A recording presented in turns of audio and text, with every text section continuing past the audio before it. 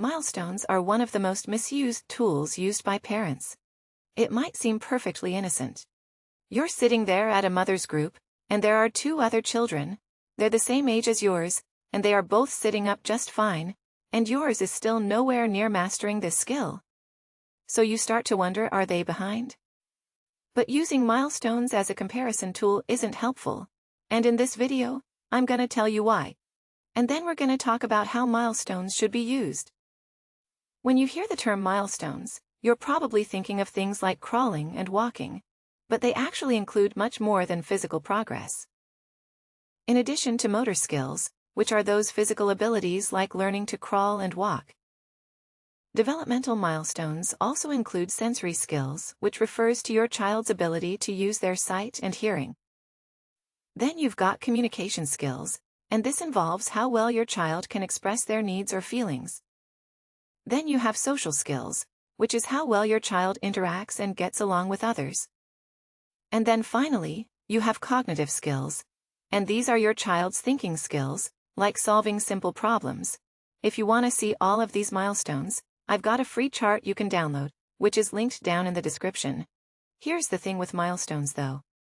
It's not about hitting a particular skill at an exact age. We don't expect babies to sit up unassisted the moment they turn 6 months old. In fact, the timing for each milestone is actually a range and not a specific age, and it's wider than you think. Take walking. For instance, it's often considered a 12-month-old milestone. But it's developmentally normal for kids to learn to walk anywhere between 9 months of age, all the way up to 18 months of age. You'll see early walkers strutting around before their first birthday, while others may take a little longer, crawling or using furniture for support, and only starting to walk independently by 18 months of age. And all of these babies are within the range that we consider healthy development. Both biological and environmental factors contribute to this wide variation. Even your baby's temperament has an impact on when they'll reach developmental milestones. For example, let's say your baby is naturally very curious. This natural curiosity makes them eager to explore the world around them. And that desire to explore is going to motivate them to crawl and walk sooner. But if your baby is less adventurous, they might not have the same strong motivation to move independently. And as a result, they might hit those crawling and walking milestones a little later, but still within the expected range. When it comes to their environment, the space your baby has to move around the toys they play with, your daily interactions, and even your family's cultural practices, can all contribute to how they develop. You might be surprised to learn that the environment even has an impact on language development. We know that babies learn language best from interacting directly with people. And for some parents, they naturally talk to their baby constantly throughout the day. And for others that doesn't come naturally, they might barely say a thing in both cases. Each baby is likely to hit their language milestone within the expected range. So it's not something to stress about. But it is a good example as one factor which can contribute to some babies reaching language developmental milestones earlier than others.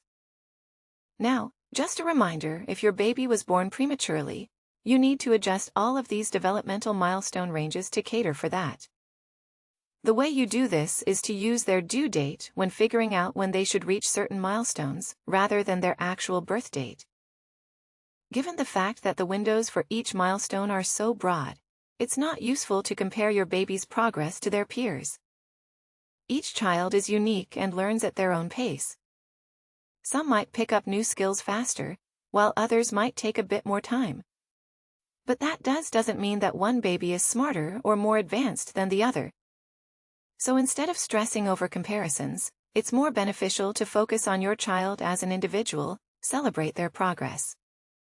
And as long as they're hitting their milestones within those expected ranges, they are doing great. Now, there are certain milestones that we expect children to hit at the very latest by 369 and 12 months of age. If they aren't reaching these milestones within the expected time frame, this raises what we refer to in a clinical setting as a developmental red flag. A developmental red flag suggests your child may not be advancing at a pace consistent with their peers, which could hint at a developmental delay or possibly a more severe issue. Early detection of potential developmental issues allows for prompt intervention, improving your child's chances of catching up with their peers and reducing the effects of any developmental delays on their overall growth. So as a parent, it's important you know what they are and how to spot them. I've made you 2 extra videos to go into everything you need to know in detail. Depending on your child's age, you can see the 6-month red flags here, or the 12-month red flags over here, or in somewhere in this area. Just pick the one that suits you best and head on over and watch that one next.